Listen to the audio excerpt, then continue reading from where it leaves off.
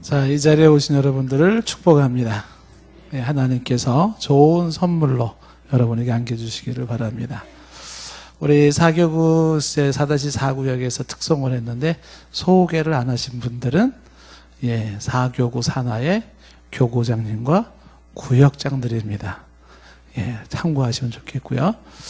4교구가 특별히 이제 특송할 때 구역장들이 이렇게 응원단으로 구역장들이 참석해 주는데 아마 구역장 소개를 2주만 안 하면 그 다음 주부터 구역장들이 별로 나오고 싶지 않을 거예요.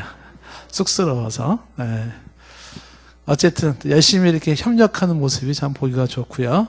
또 같이 좋은 팀워크를 이루시고 또 잘 화이팅을 할 수 있기를 바라겠습니다. 지난 시간에 이어서 우리가 성령의 은사에 대한 이야기를 좀 계속합니다. 성령의 은사.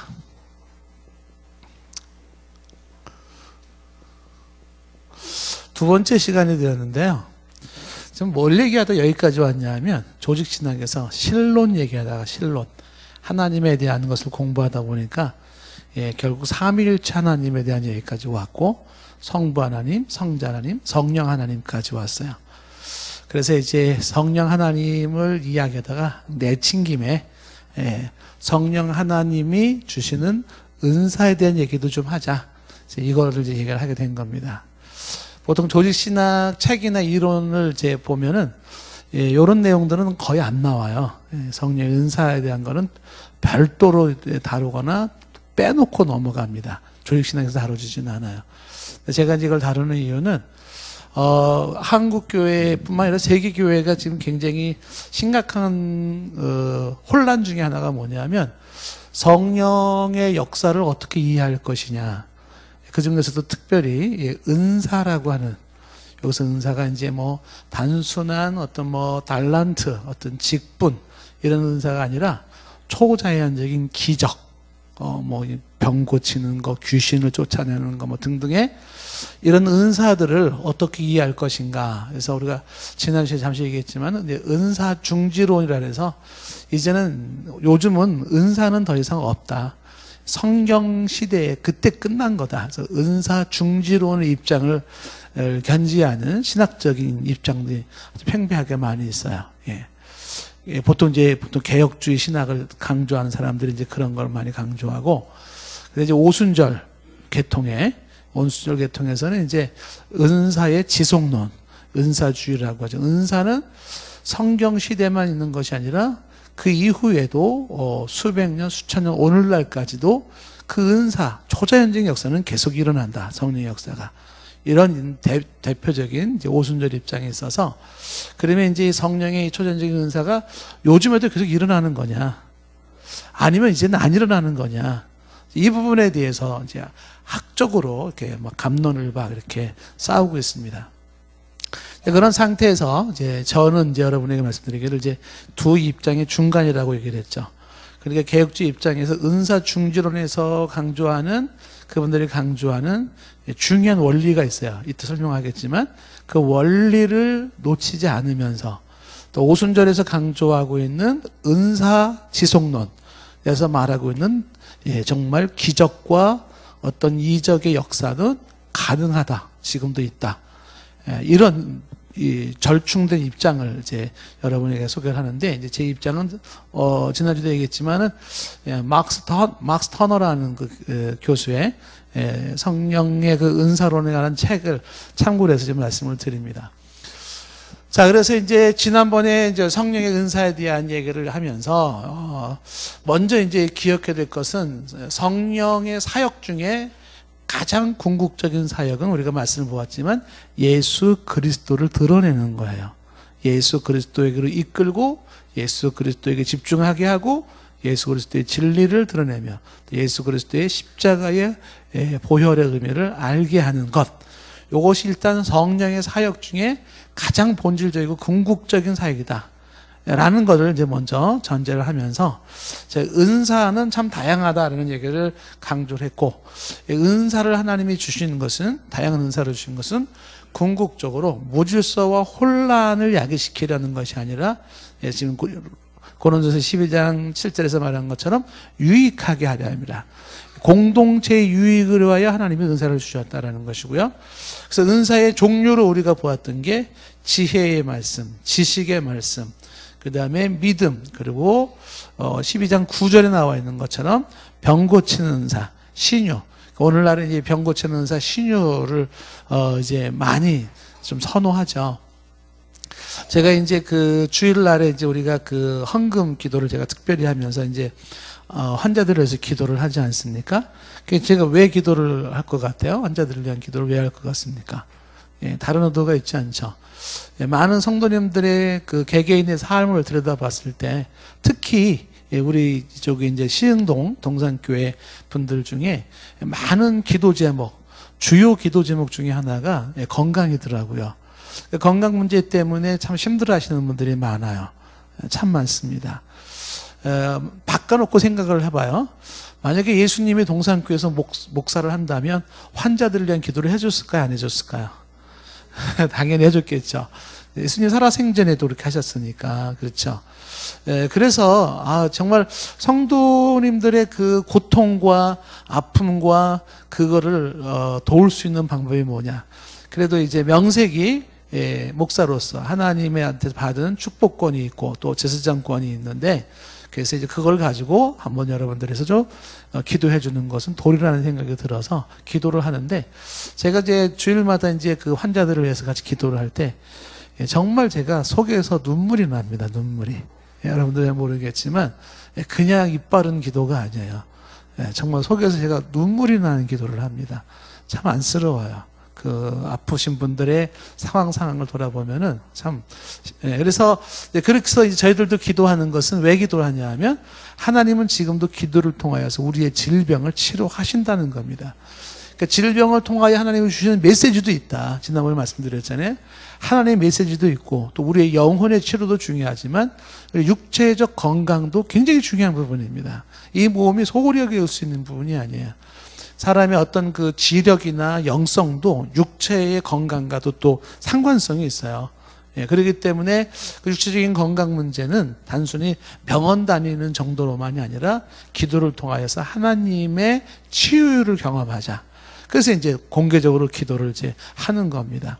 그러니까 하나님께 맡기고 하나님께서 정말 뜻이 있을진데 당신의 능력으로 치유하실 거라고 믿기 때문에 하나님께 기도하는 거예요. 치유 기도를 하는 겁니다. 자, 그 치유 기도를 한다는 게 뭐냐면 성령의 치료의 역사, 신유의 역사가 있다는 걸 믿기 때문에 그런 것이죠. 실제로 이제 많은 현장에서 나타나는 게 뭐냐면 의사도 깜짝 놀랄 만한 수많은 기적들이 사실은 많이 나타나죠. 의사도 설명하기가 힘든 부분들이 많이 있을 수가 있습니다. 자, 그래서 지금 이제 12장 9절에서 얘기하고 있는 끝부분에 얘기하고 있는 병 고치는 은사라는 얘기를 강조를 했습니다. 중요한 거는 이 질병을, 육체적인 질병을 고친다라고 하는 것은 그 자체가 목적으로 두지는 말자라고 하는 것이죠. 그것을 통하여서 한 걸음 더 나아가 하나님께로 가까이 가고 또 하나님이 또 뜻하신 바를 헤아리고 또 예수 그리스도의 신앙의 깊이가 깊어지는 그런 신앙으로 갈 필요가 있겠다라고 하는 것입니다. 은사의 종류 중에 이제 5번째로 얘기한 게 10절에서 얘기한 게 능력 행한다라는 이제 기적을 행한다라는 얘기를 했고요. 그 다음에 7번째 그 은사 중에 하나가 10절 중간에 보면 영분별이라는 게 있었어요. 영분별. 여섯 번째에 해당되는 것이 예언이죠. 예언. 그 예언에 대한 얘기를 했습니다. 예언. 그 예언에 대한 이야기는 두 종류의 예언이 있다 그랬어요. 미래를 점치는 행위. 그 예언이 성경적 예언이 아니다. 성경적 예언은 하나님의 말씀을 맡아서 돈을 은행에다가 맡겨놓는 것처럼 예금하는 것처럼 하나님의 말씀을 내가 맡아서 그 말씀을 대언하는 거죠. 그게 이제 예언이 선지자들이 하는 건 그거 하는 거예요. 그냥 이렇게 뭐 주술적으로 흔들어 가지고서 점치는 행위가 아니에요. 그래서 만약에 누군가가 예언을 한다라고 할 때 그 예언하는 것을 그냥 일종의 점쟁이에 점친 듯한 예언은 그건 좀 문제가 있는 거예요. 그거 왜 그래요? 그게 아니죠. 그래서 지금 이제 많은 사람들이 혼동스러운 것 중에 하나가 뭐냐면 소위 이제 하나님의 음성을 듣는다라는 얘기를 하면서 하나님의 음성을 듣는 사람들이 자꾸 하나님의 음성을 들으려고 그래요. 그래서 어떤 사람은 이렇게 육성으로도 듣기도 하고 어떤 사람은 마음의 느낌과 깨달음으로 뭐 얘기한다고 막 하거든요. 이게 좋아요. 그래서 하나님이 우리를 향한 뜻하신 바가 뭐냐 그런 거를 헤아리려고 하는 취지는 좋은데 중요한 게 뭐냐면 그 하나님의 음성이 결국은 제대로 들리는 것인지 아니면 단순한 내 생각인지 검증을 해야 되겠죠. 뭐로 검증해야 될까요? 성경으로 검증해야 돼요. 성경으로. 그러니까 결국은 어디로 와야 되냐면 다시 성경으로 돌아와야 되는 거예요. 성경으로. 그래서 성경을 통하여서 하나님의 그 메시지를 우리가 확인할 필요가 있다라고 하는 것입니다. 그래서 중요한 거는 이제 일상생활에서 성경을 무시하고 그냥 계속 음성 듣는 쪽으로만 나아가는 것도 건강하지는 않고요. 하나님의 음성을 가장 확실하게 들을 수 있는 방법은 말씀을 통해서. 그러니까 이 쓰여진 말씀을 통해서 말씀하시는 하나님. 그래서 성경적 진리를 분별하는 게 굉장히 중요한 거예요. 여러분들이 이제 관심을 어디에 둬야 되냐면 성경적 진리가 무엇인지에 관심을 두는 게 굉장히 중요하죠. 이런 의미에서 지금 이제 말하고 있는 예언이라고 하는 것은 하나님의 말씀을 받아서 그것을 이제 전하는 거다라는 것이고요. 그 다음에 이제 7번째 은사 중에 하나가 거기 이제 뭐라고 되어 있습니까? 여기 12장 10절 말씀에 보니까 예언하고 어떤 사람에게는 영들 분별해야 돼요.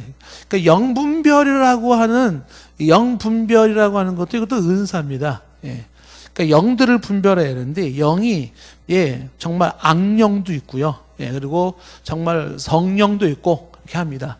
그래서 이 영들 분별한다라고 하는 것은 이건 사실 굉장히 쉽지는 않아요. 쉽지는 않습니다. 여러분들이 이제 우리가 이제 신학이라고 하는 거를 공부를 많이 하고 또 나름 이제 어떤 그 성경에 대한 공부나 나름 이제 이런 일반적인 좀 인문학적인 소양도 필요해. 지성도 필요하고 그다음에 실질적인 성령의 역사가 어떤 것인지도 경험해보고 그러니까 좀 두루두루 좀 경험해본 사람들이라면은 딱딱 감이 옵니다. 딱 보면은 아 저거는 잘못된 거다. 아 저건 제대로 된 거다라는 게 사실은 와요. 그러니까 기독교에 대한 그 신비한 이 영적인 세계들, 그 세계를 경험해보지 못한 사람들은 우리가 얘기한 것처럼 고린도전서 앞에서 말한 것처럼 그거는 사람들 죽었다 깨어나도 몰라요. 뭐 방언 그러면은 이제 좀 이따 얘기하겠지만 뭐 방언 그러면은 사람들이 뭐 방언 그까짓 뭐가 방언이 진짜 있게 해서 그냥 하는 소리지 그래 가거든요.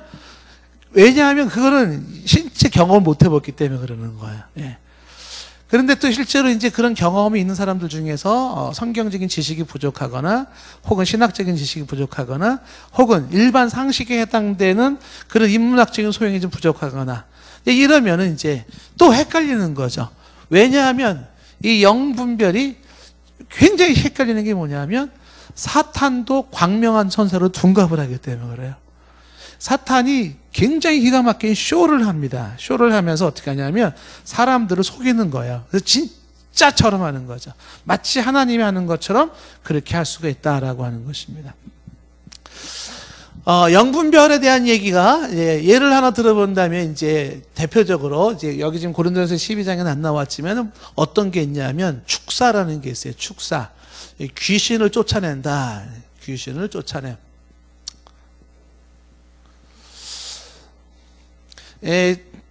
여러분들에게 제가 질문을 던진다면 아마 대부분 대답을 못 하실 거예요. 여러분 귀신 들렸다는 말 들어보셨죠? 귀신 들린 거하고 일반적인 정신질환, 정신적인 그 질환을 앓고 있는 거하고 차이점을 아세요? 사람을 딱 만나면 이 사람이 이 귀신 들린 사람인지 아니면 이 뇌에 정신적으로 좀 문제가 있어서 조금 그런 그 현상이 나타나는 건지 구분되시나요, 권사님? 딱 보면 아나요?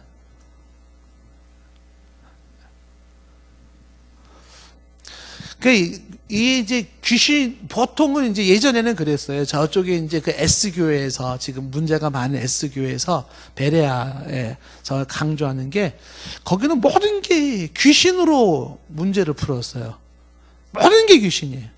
그럼 가다가 넘어져도 뭐 뭔가 문제가 있어. 그건 다 귀신에 의해서, 귀신에 의해서.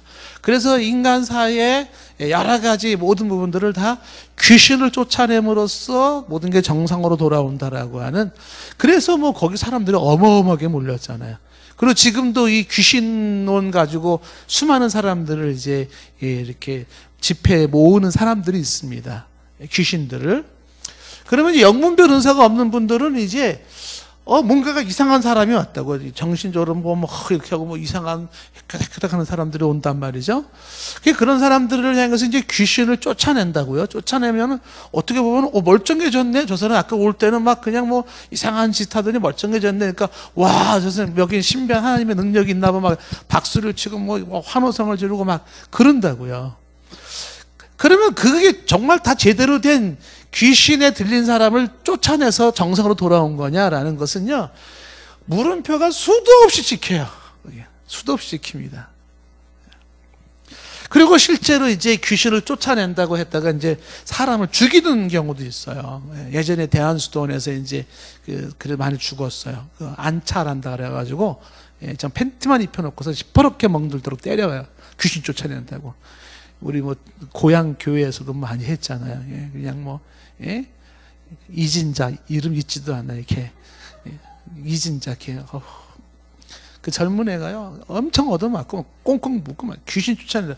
그래가지고 죽어가지고 사람을 죽어가지고 그 귀신 쫓아낸다고 하는 사람이 뭐 장로님인데 이제 교도소도 가고 얼마 전에도 뉴스에 나왔어요. 얼마 전에도. 그 아이가 뭔가 이상 증세가 있는데 귀신 들렸다고 그 엄마가 그애 귀신 쫓아낸다 그러다 애 죽어가지고요. 그 엄마 구속됐어요. 네. 지금도 이런 현상이 나타나거든요.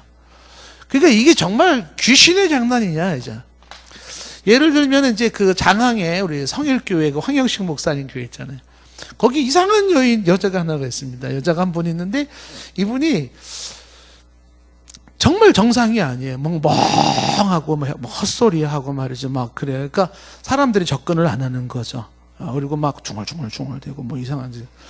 근데 이제 사람들이 이 여자는 귀신 들렸다 그래가지고 이제 사람들이 다 멀리하고 거리를 두고 했어요.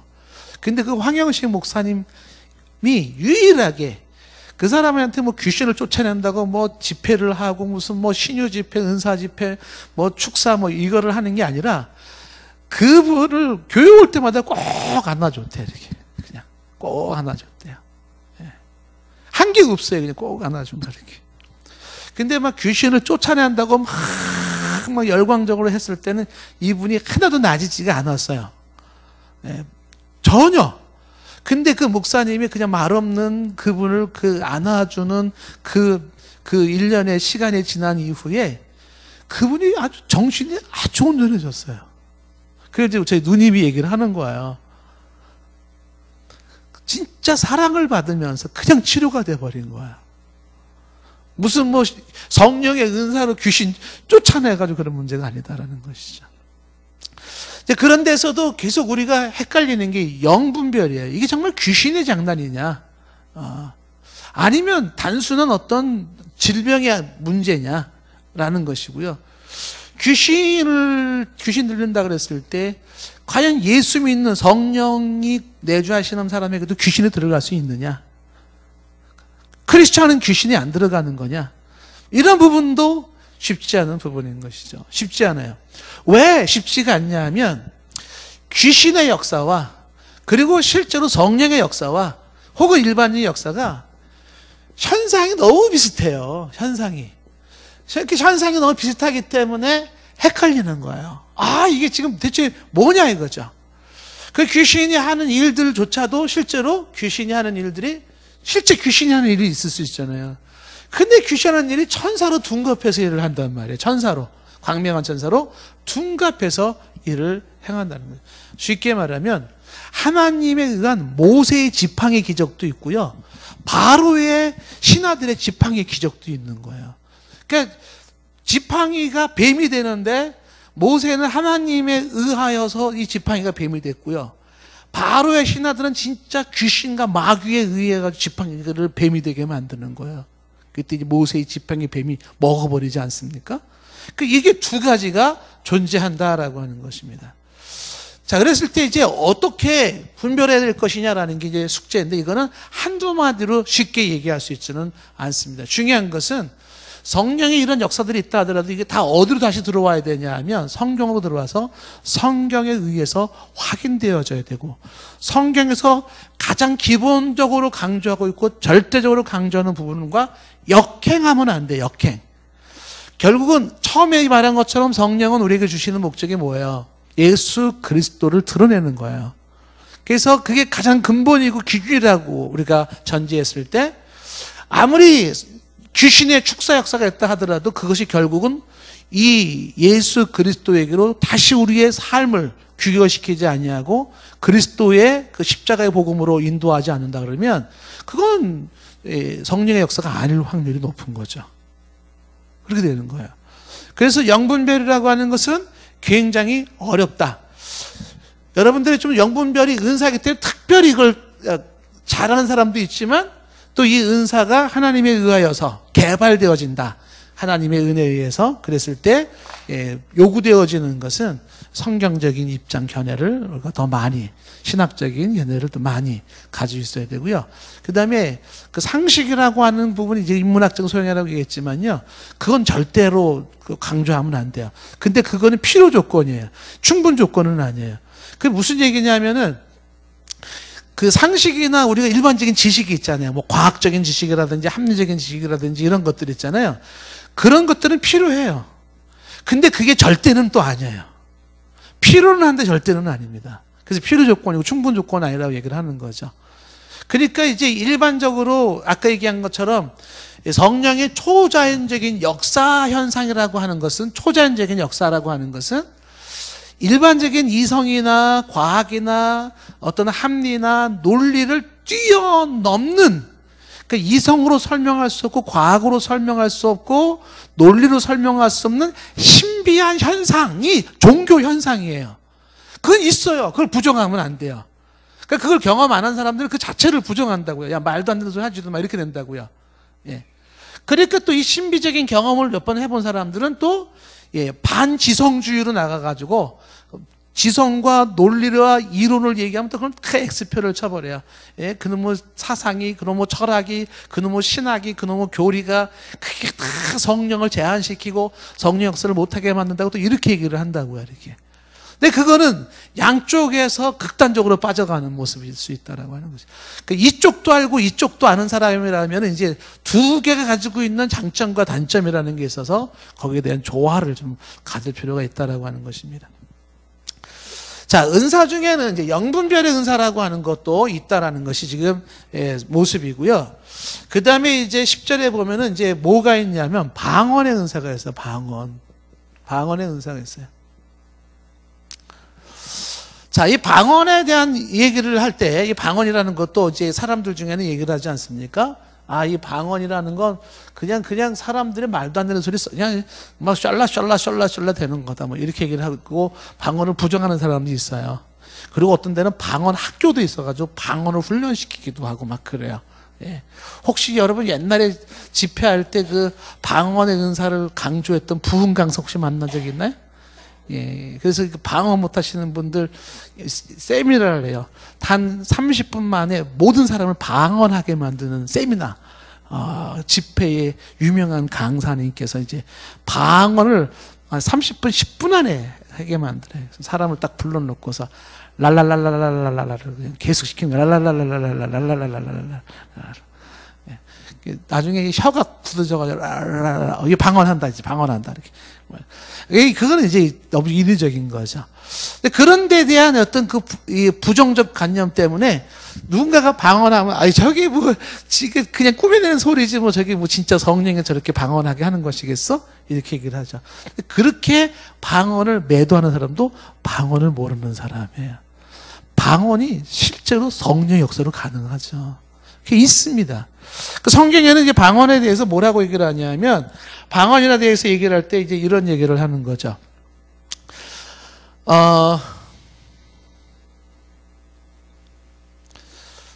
자, 방언에 대해서 강조하는 게 뭐냐면, 첫째, 우리가 한번 정리를 좀 한번 해보겠습니다. 방언에 대한 거를 한번. 첫 번째는, 이 방언, 성령에 의한 방언은요, 그거는 영적인 기도예요, 영적인 기도. 그 영의 기도라 이렇게 말할 수도 있어요. 영적 기도라고 하는 것은 영의 기도. 영의 기도. 그러니까 실제로 내 영이 알아들을 수 없는 신비한 언어로 나올 수 있는 게 방언이다라고 하는 것입니다. 그 영의 기도를 해요. 그래서 이제 경건한 우리 신앙의 선조들도 예를 들면 마틴 로이드 존슨 같은 사람은 굉장히 복음주의적인 사람인데도 그 사람은 이 방언을 인정을 하거든요. 영의 기도라는 게 있다라고 하는 거야. 그래서 내 영이 성령에 의하여서 신비한 언어로 오직 하나님과만 교통하는 언어를 써요. 그런 방언이 가능하다. 영의 기도다라는 것이고요. 두 번째 방언에 대해서 이제 강조하는 것 중에 하나가 뭐냐면 두 번째는 방언한다는 건 꼭 이것은 성령 받은 증표가 아니에요. 그러니까 성령 받은 증표는 꼭 방언으로 나타난다가 아닙니다. 아마 예전에 큰 교회 다니셨던 분 있잖아요. 여의도 Y 큰 교회 다니셨던 분들은 아마 거의 그럴 거예요. 방언을 꼭 해야 됐었을 거예요, 아마. 그것은 성령 충만 받은 자가 모두에게 나타나는 현상이라고 이제 보고 강조를 하고, 심지어는 어느 정도였냐면 방언을 못하면 구원을 못 받았다고까지 그랬어요. 왜? 방언을 못한다는 건 당신에는 성령이 없는 거다. 그 성령이 없는 징표인데 그럼 당신 구원 못 받은 거지. 이렇게 얘기를 했다고요. 그랬나요? 안 그랬나요? 아니? 근데 그거는 아니죠. 왜냐하면 이 모든 성령 받은 사람에겐 반드시 방언으로 증표가 나와야 되는 건 아니다. 제가 이따가 성경을 다시 찾아보겠습니다. 자, 일단 한번 성경을 한번 찾아보겠습니다. 거기 이제 고린도전서 오늘 12장에 보시면요. 12장 30절을 보세요. 30절. 거기 보면 이런 말이에요. 12장 30절 말씀 보시면 다 병 고치는 은사를 가지겠느냐. 이 얘기는 뭐예요? 병 고치는 은사가 있는 사람도 있고 없는 사람도 있다는 거죠. 그 다음 뭐라고 말했어요? 다 방언을 말하는 자이겠느냐. 이 얘기는 뭐예요? 방언을 하는 사람도 있고 안 하는 사람도 있다는 거죠. 다 통역하는 자이겠느냐. 통역하는 사람도 있고 못하는 사람도 있다는 거죠. 그러니까 이거는 모든 사람이 필수적으로 있어야 되는 건 아니다라는 거죠. 병 고치는 사가 다 있어야 되는 것도 아니고 누구나 방언을 다 해야 되는 것도 아니고 누구나 다 통역을 해야 되는 것도 아니다라는 것이. 자, 그러면서도 이 12장에서는 이런 얘기를 해요. 뭐라고 얘기를 하냐면 이 방언은 권장사항이에요. 권장사항. 그러나 필수사항은 아니에요. 14장에 14장 건너가면 이 14장이 방언장이거든요. 고린도전서 14장 2절에 보시면요. 이렇게 돼 있어요. 14장 2절에 방언을 말하는 자는 사람에게 하지 아니하고 하나님께 하나니. 이는 알아듣는 자가 없고 영으로 비밀을 말합니다. 이게 좀 전에 얘기했던 영적인 기도예요. 방언을 말하는 자는 사람에게 하지 않아요. 사람이 들어서 몰라요. 들으면은요, 이상하게 생각하죠. 미친 거 아니야? 이렇게 생각하죠. 사람이 왜 저렇게 얘기를 하고 있어? 그 사람에게 하지 않냐고 하나님께 하는 거예요. 그래서 알아듣는 자가 없어요. 그래서 영으로 비밀을 말하는 것이다. 영으로 비밀을 말하다. 여러분들이 이제 이 방언의 경험이 좀 있으신 분들은 이제 특징이 있어요. 어떤 특징이 있냐면 기도를 정말 깊게 그리고 오래 할 수 있는 기도가 방언 기도예요. 만약에 그냥 이렇게 제가 말하는 것처럼 이런 말로 기도한다 그러면은 기도를 그렇게 깊게 오래 못할 겁니다. 근데 방언으로 영에 정말 심취된 성령의 인도하심 따라서 기도할 때는 기도가 굉장히 깊죠. 방언 안 해본 사람들은 말을 하지 마세요.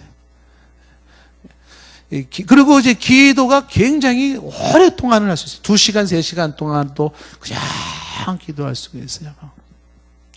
지금 14장 2절에서는 그렇게 말하는 거예요.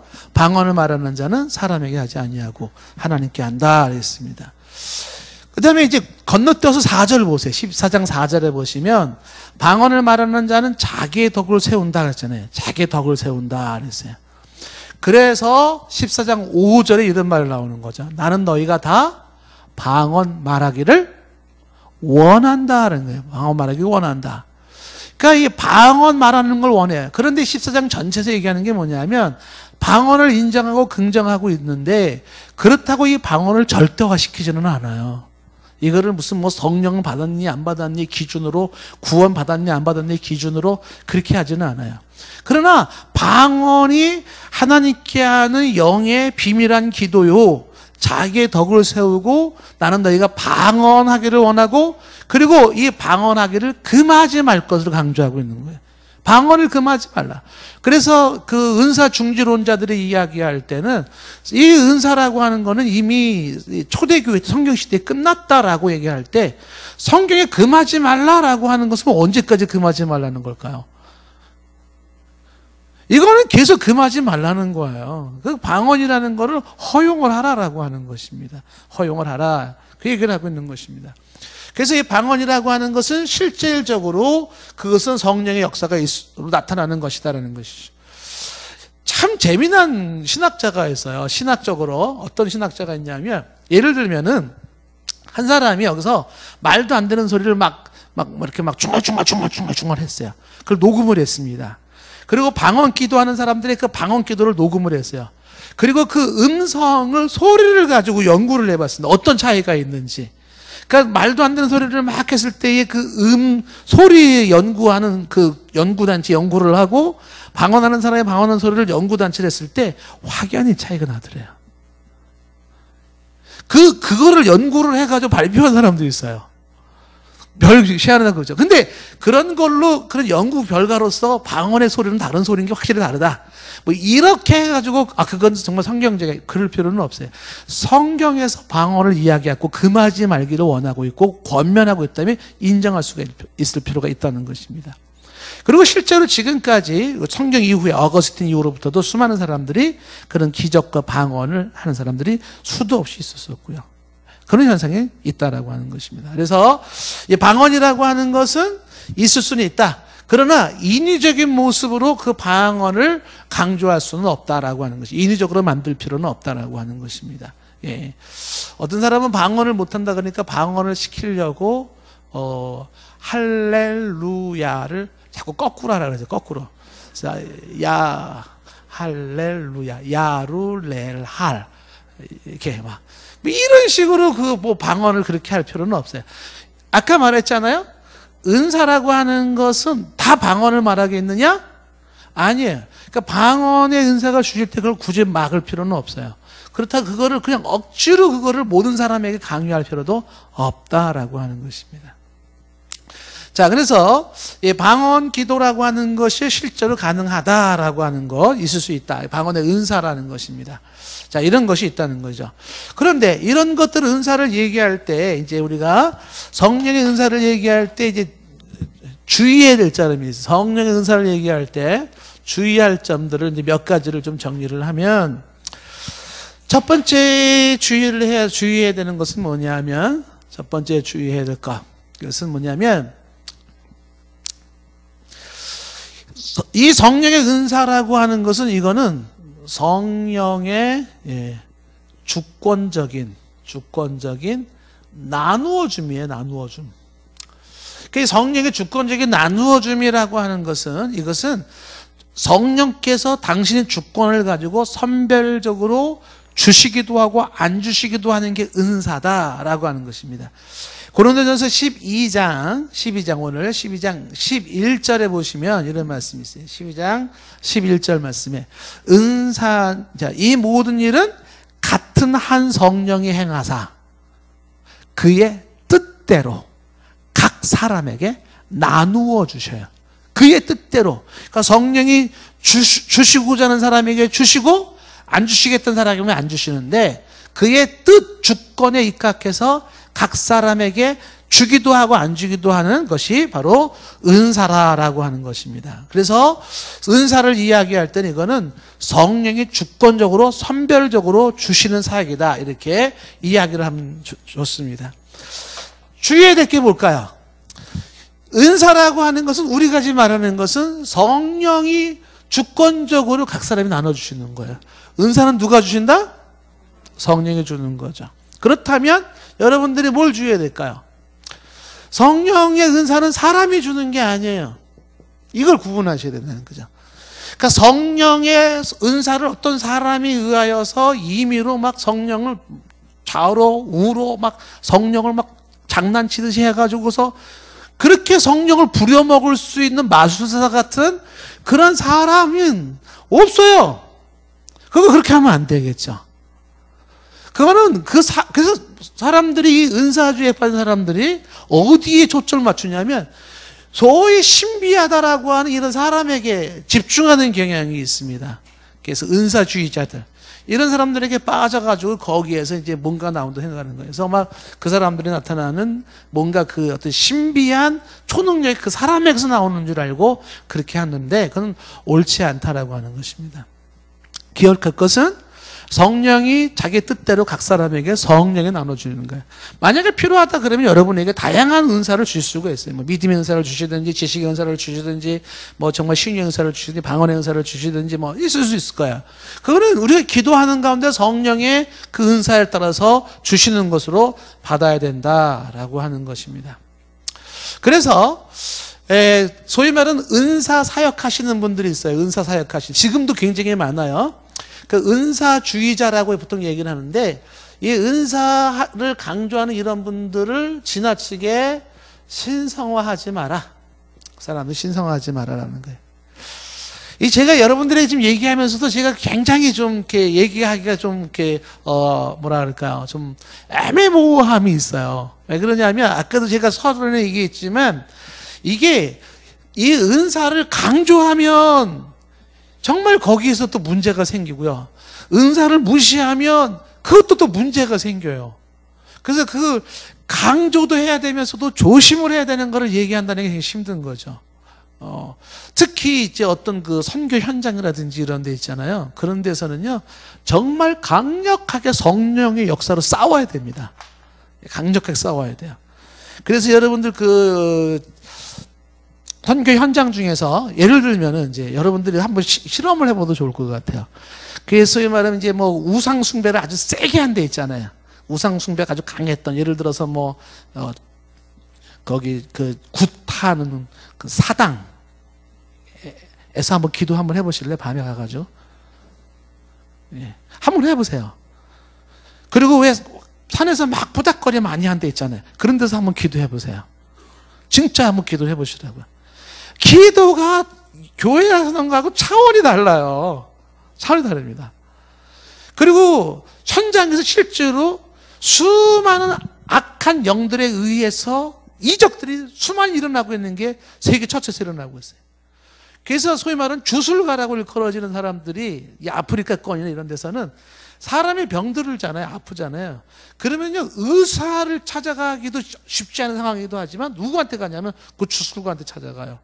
그럼 예를 들면은 뭐 그 막 사람이 막 애가 막 열이 막 나가지고 막 땀이 막 젖어가지고 그 혼수 상태에 빠진 애가 있어서, 그럼 부모가 대책이 없어요. 그러면 주술가한테 데려가면 주술가가 막 떨면서 기도를 하거든요. 나아요, 애가. 실제로. 어떻게 설명해야 되나요?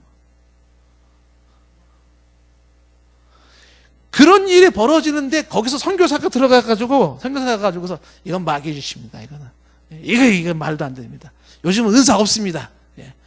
말씀으로 회개하시고, 뭐 이렇게 얘기해요.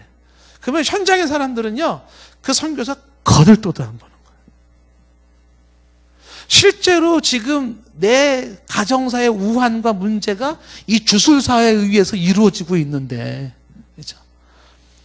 그리고 이 선교사는 영적 전투에서 이 영을 이기지 못할 때는요, 문제가 뭐냐면 선교사 개인이나 가정에 굉장히 곤란한 우환이 생겨요.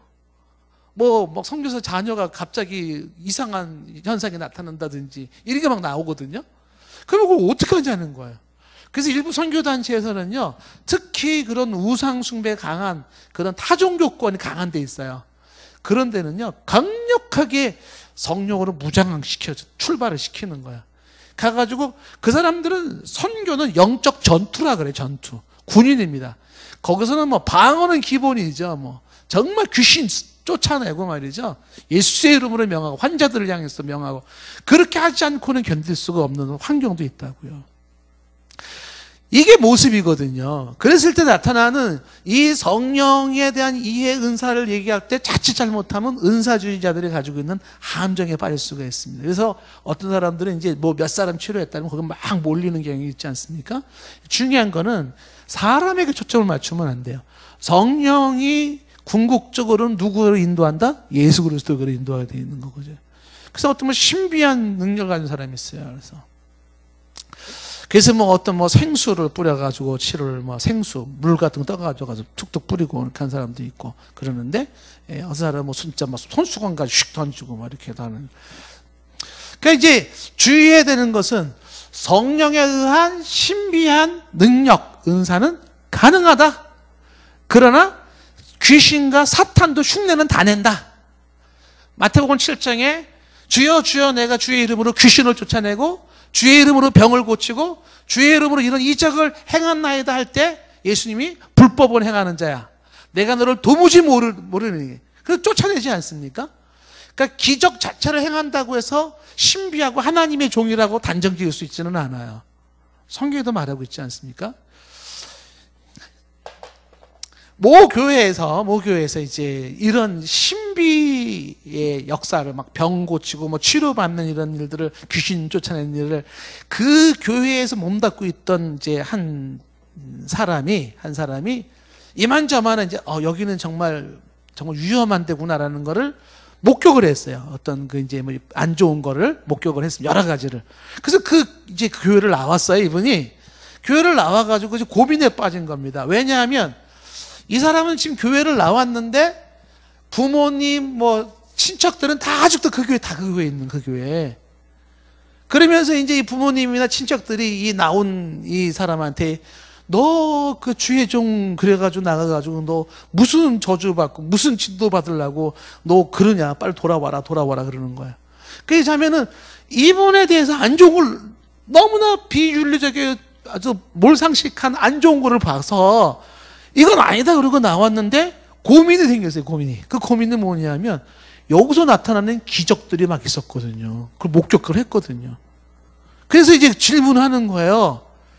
그러면 이거 목사님 거기서 이런 많은 기적이 일어났는데 그건 거기가 진짜라는 걸 의미하는 게 아닐까요? 그래서 제가 마태복음 7장 읽어줬어요. 마태 7장 봐라.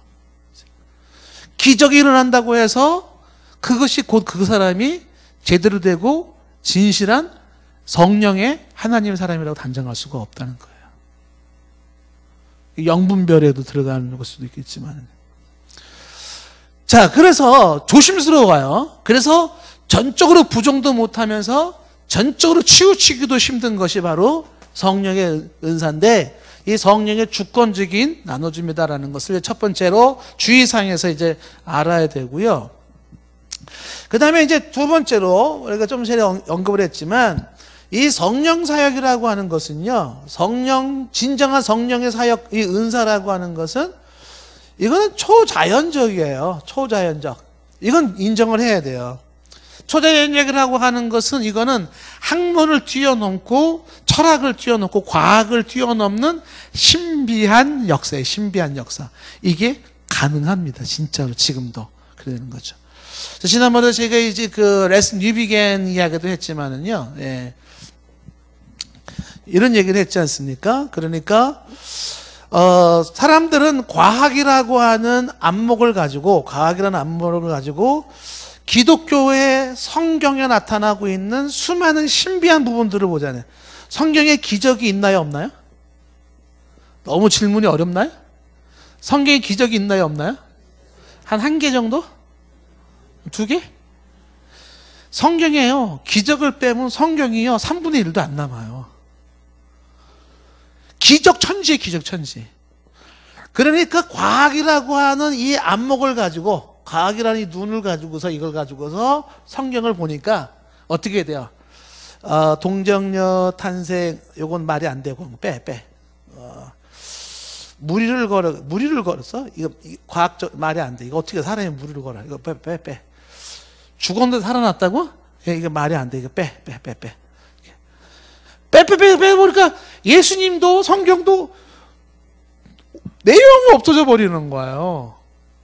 그래서 과학이라고 하는 이성주의적 성경의 접근은요, 결국은 믿음이라고 하는 게 안 생겨요. 신앙이 안 생겨요. 그래서 레슬리 리비겐이 강조하는 게 뭐냐면, 과학적 관점에서 성경으로 접근하는 게 과학적이지 않다라 그래요. 그 뭐예요? 그분이 얘기하는 게. 진정한 과학적인 접근은 성경으로 과학을 얘기하라는 거예요. 성경적 시각으로 과학을 이야기하라. 성경은 과학을 품고 있어요. 품고 있는 것은 과학도 인정하지만 과학의 이상도 품고 있는 거예요. 그분이 그렇게 얘기를 하는 거죠. 그래서 성령의 초자연적인 역사를 부정할 수가 없다라는 거죠. 이거를. 예. 그래서 지금 사람들한테 이 성령론 얘기할 때 이제 보통 이제 이 은사를 부정하는 사람들한테는, 제가 지난번에 얘기했잖아요.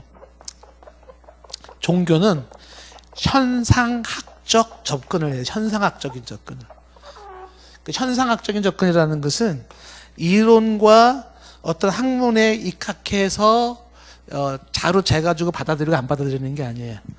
일단은 존재라고 하는 현상 자체를 일단은 인정하고, 그 다음에 여기서 우리가 이론으로 이해할 수 있는 부분은 어디까지인지, 이론으로 이해할 수 없는 부분은 또 어디까지인지, 과학으로 우리가 이해할 수 있는 부분은 어디까지인지, 과학으로 이해할 수 없는 부분은 어디까지인지, 그렇게 나가야 되는 거예요. 현상학적인 접근은 일어나는 현상 자체를 부정하지 말라는 거죠. 예를 들어서 한 사람이 여기서 붕 떴어요. 갑자기 하늘로 이렇게 쭉 올라갔어요. 봤어요. 그럼 어떻게 하시겠어요? 그거를 사람이 몸무게가 얼마인데 중력의 법칙에 의해 가지고서 계산해 가지고 말이 되고 안 되고 아니에요. 떴거든요. 그냥. 그럼 떤 것 자체를 인정하고, 이 뜬 거에 대해서 우리가 이해할 수 있는 데까지 이해하고, 이해할 수 없는 부분에서는 그건 정말 이해할 수 없는 부분이야 라고 얘기를 해야 되는 거예요. 현상학적인 접근인 거죠. 존재론적인 접근이고. 그런데 실제로 종교의 세계라고 하는 것은 정말 우리의 상식과 논리에 국한되는 게 아니에요. 종교라고 하는 것은 상식과 논리나 과학을 뛰어넘는 신비한 현상들이 있는 게 종교의 세계. 그 성령도 마찬가지로 그 사역은 초자연적인 사역이라고 하는 부분을 놓치면 안 돼요. 이거를 놓치게 되면은 성령의 은사는 더 이상 노달 가치가 없는 것이다 라고 하는 것입니다. 자, 그런데 이 성령의 은사 중에서 정말 잘못된 성령의 은사가 있어요. 잘못된 성령의 은사. 우리 중에서 실질적으로 잘못된 성령의 은사라고 좀 꼬집어서 말하고 싶은, 이것도 이제 꼬집어서 말한다고 하지만은 나름 좀 이제 이렇게 신경이, 아마 이쪽에 관련된 사람들이 있으면은 또 막 반박할 수도 있을 거야. 여러분들이 바라본 그 성령의 은사들은 아마 거의 대동소이 비슷하겠지만요, 전 세계적으로 성령의 은사가 다양하게 나타나요. 그 중에 이제 하나가 어떤 은사가 있냐면, 예전에 제가 수동기도원회를 갔는데, 수동기도원회 교육 모인 사람들이 얼추 한 1000명은 되는 것 같아요. 1000명. 1000명이 다 이렇게 다 일어섰어요. 외국 강사가 와서 성령 은사 집회를 하는 거야. 어떤 걸 할 것 같아, 이분이. 쭉 세워놓고요. 지금부터 성령의 인도하심, 성령의 충만을 받고 성령 충만한 은사를 받겠습니다. 그래가지고요, 진짜 한 3시간 동안을 웃기만 해요.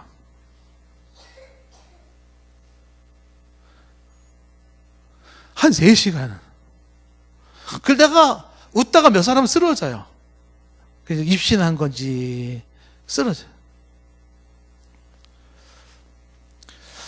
성령님이 참 하실 일이 없어요. 그 허구한 날 이렇게 사람을 이렇게 세워놓고서 막, 그러니까 옆 사람 보면서 또 같이 웃었다. 한했을 것은 지금 성령의 은사가 오는 건가요? 아이고. 웃어야 되나요? 울어야 되나요? 근데 그게 성령의 은사라는 거야. 성령의 은사. 근데 더 심각한 게 또 뭐가 있는 줄 아세요? 성령의 은사 집회가? 여러분들이 얘기하면 야 역시 이건 기독교는 완전히 꽝이 될 거야. 은사 중에 하나가 뭐냐면 동물 소리를 내는 성령의 은사가 동물 소리가. 그래서 어떤 사람은 그리고 어떤 사람은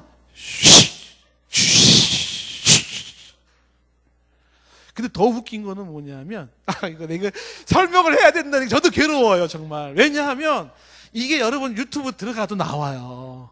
근데 그 미국의 한 목사님이 이거를 소개를 하면서 울더라고요. 저도 막 울었어. 한참 울었어 저도 그거 보면서. 그게 더 웃기는 게 뭐냐면 예를 들어서 지금 어떤 집사님이 이제 그래서 멍멍 그러잖아요.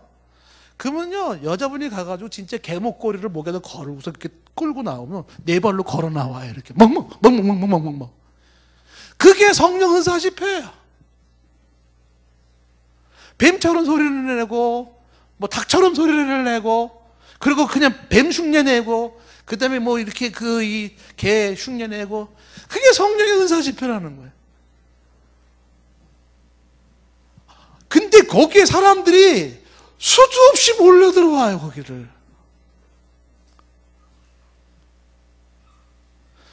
그 요즘은 있잖아요 그냥 정상적으로 FM대로 그냥 말씀 가지고 하면은 사람들이 재미없어요. 돌아오는 주일부터 우리 또 동물 소리를 어떻게 좀 이렇게 가볼까요? 근데 지금 눈물 나는 거죠. 왜 기독교가 이래야 되는가? 그런 게 있습니다. 그래서 뭐 그 웃음으로 그 다음에 이제 또 뭐야? 그런 동물 소리로 그 다음에 또 여러분들 이건 또 많이 보셨을 거예요. 사람 세워놓고서 쉬 하면은 꼬다당 넘어지는 꼬다당 넘어지는. 혹시 이거 슉 해서 넘어져 본 경험이 있으신 분들? 봤어요? 안 넘어지셨나요? 안 넘어졌으면 말을 하지 마세요.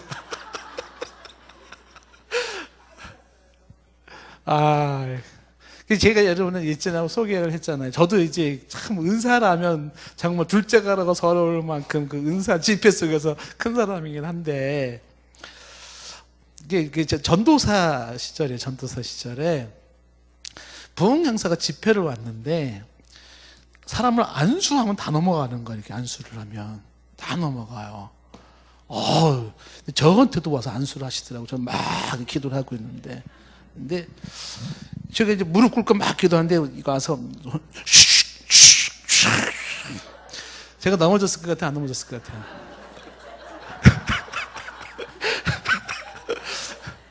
안 넘어졌어요. 안 넘어졌습니다. 그러니까 이제 이 강사는 조금 괘씸했을 거예요. 이쯤 했으면 넘어져 주지. 왜 이게 젊은 게 왜 안 넘어지나. 그래가지고요, 하면서 이거를 밀더라고요.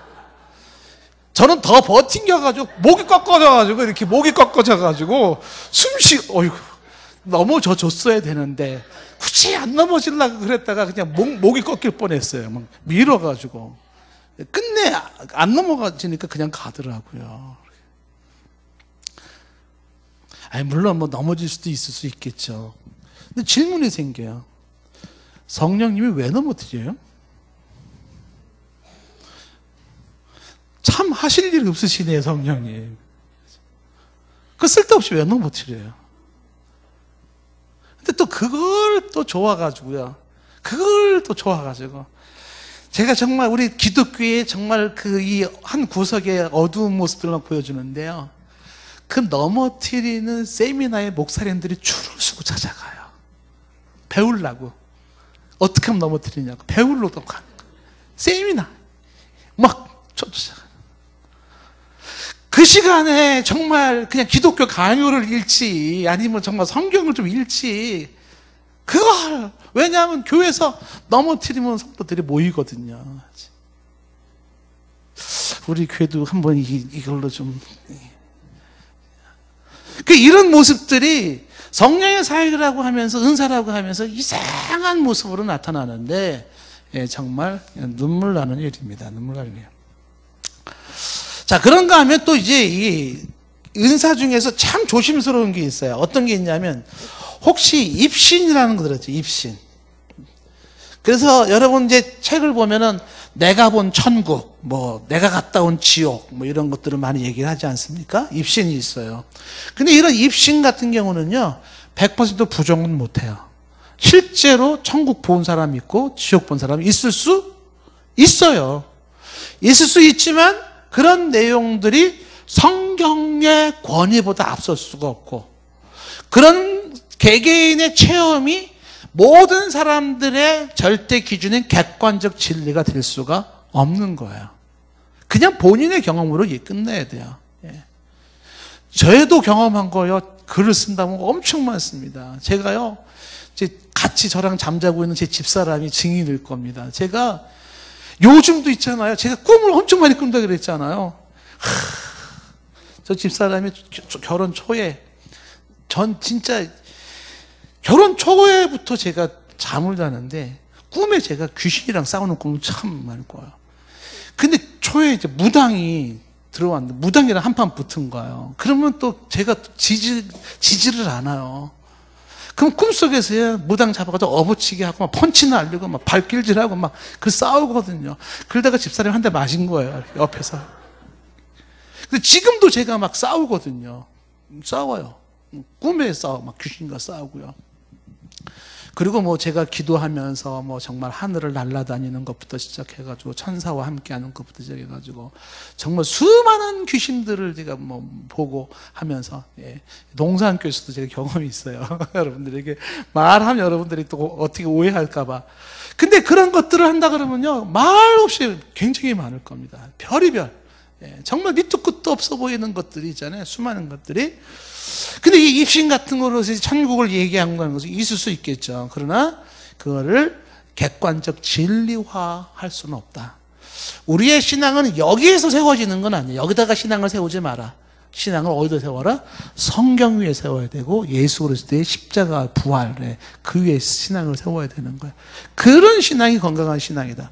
그래서 주변에 잘못된 성령의 은사가 있으니까 이런 것들은 잘 분별하셔야 되고, 궁극적으로 성령의 은사는 예수 그리스도를 드러내는 것을 기억을 하셔야 된다라고 하는 것입니다. 자, 그러면서 이제 여러분들이 이러다 보니까 이렇게 이제 부정적인 얘기를 하다 보면은 이제 무슨 생각이 드냐 하면, 시간이 많이 갔네요. 어떤 생각이 드냐 하면, 그러니까 그냥 성령의 은사 다 접어. 이런 거 하지도 마. 괜히 그런 거 해가지고 좀 이상한 걸 가려고 막 이렇게 생각하지 않습니까? 그러면은 굉장히 유감스럽죠. 왜 그러냐면, 성령의 역사하심이 지금도 있는데, 이거를 부정함으로써 실질적으로 성령의 역사하심을 배제한다면, 그것을 뺀다면, 그거는 기독교라고 하는 이 종교의 세계 속에서 가장 신비한 그 하나님의 임재와 역사를 놓치는 그 약점이 있어요. 약점이 있습니다. 그래서 굉장히 사탄이 위험스럽게 흉내도 내고 하지만, 그러나 우리는 계속 성령의 역사하심, 성령의 기름 부으심이라고 보통 얘기하기도 하잖아요. 성령의 역사하심이라고 하는 이 신비한 역사를 사모할 필요는 있습니다. 사모할 필요가 있어요.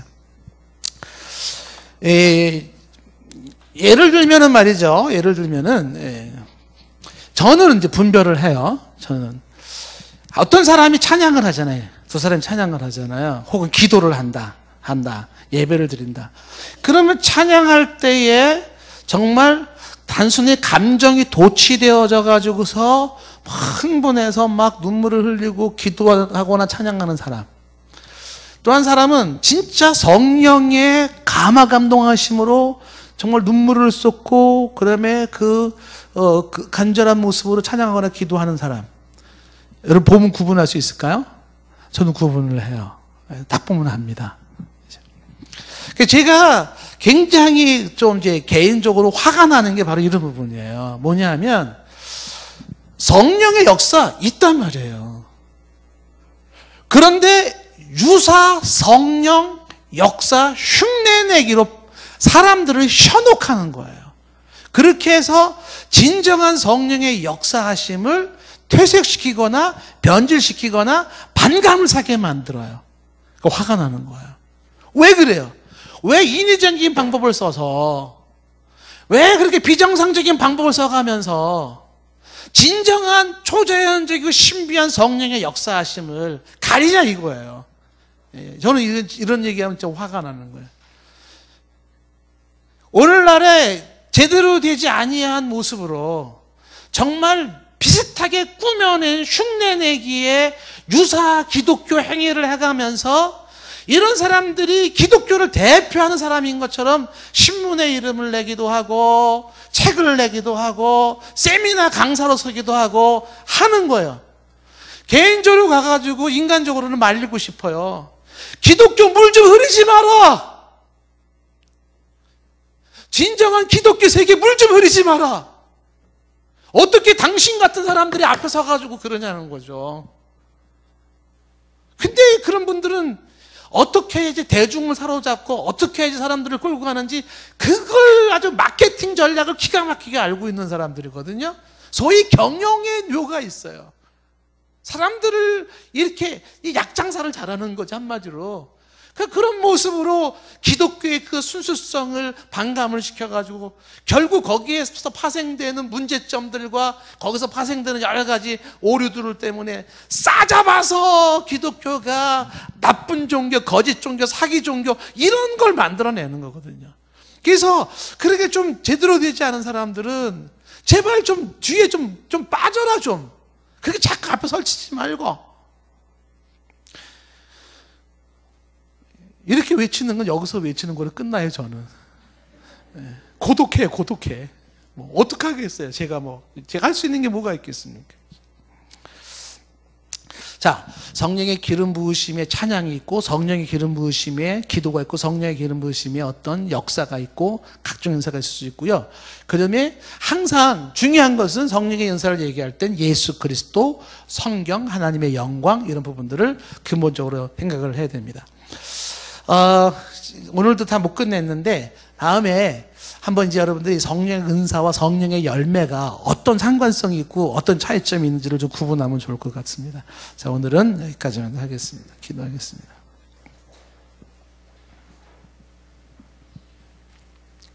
하나님, 잘못된 성령의 은사와 역사를 오용하고 악용하는 그런 일이 있을진데 그것으로 순수한 성령의 역사하심을 부정하거나 거부하지 않게 하옵소서.